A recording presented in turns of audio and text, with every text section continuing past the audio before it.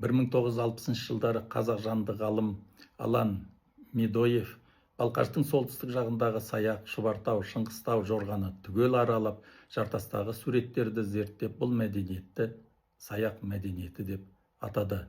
Алан Георгиевич Батыс Еуропаның атақты палеолит живописінің өзінің түп бастауын осы күнгей Саяқ петроглифтерінен алады дейді. Біздің ата-бабаларымыз ол заманда ұлы көштерімен батысқа да шығысқа да барған, өзінің озық мәдениетін таратқан. Тағы бір айта кетер жайт, Шұбартау болысын басқарған Оспанқұл Меңаяқұлының 1900 жылы Семейдің белгілі өлкетанушысы Николай Кончинге жазған хатында болыста 200-дей қорған сақталған дейді. Әсіресе Көктас аумағында көп. Саяқ пен Бекқара тауларында ежелгі мыс қорыту жұмыстарының іздері сақталған. Сол Саяқ тауларында белгісіз тілдегі жазулар мен бұғы арқар суреттері көптеп кездеседі дейді. Сонымен Шұбартау Саяқтың көне тарихынан алғаш жазба дерек берген Оспанқұл болыс болып шығады.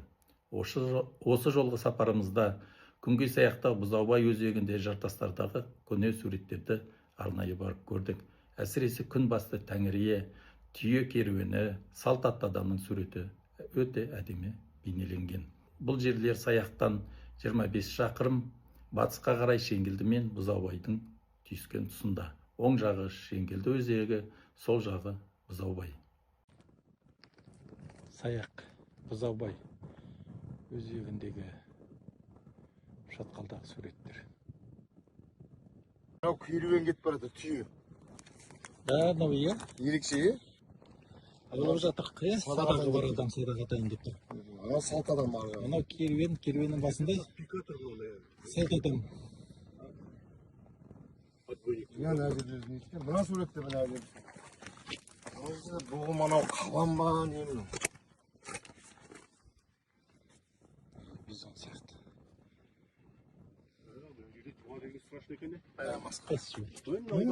Міне тұрға жуалар. Бәрі жуа міне. Оғы жуа десін еді, жуа. Әкем сонда осы тау жуап сады ғой.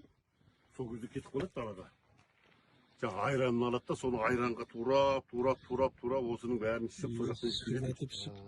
Сол майда шыққанда жинап қоятымыз ғой. Сол рауаға жинайтымыз. Рауаш,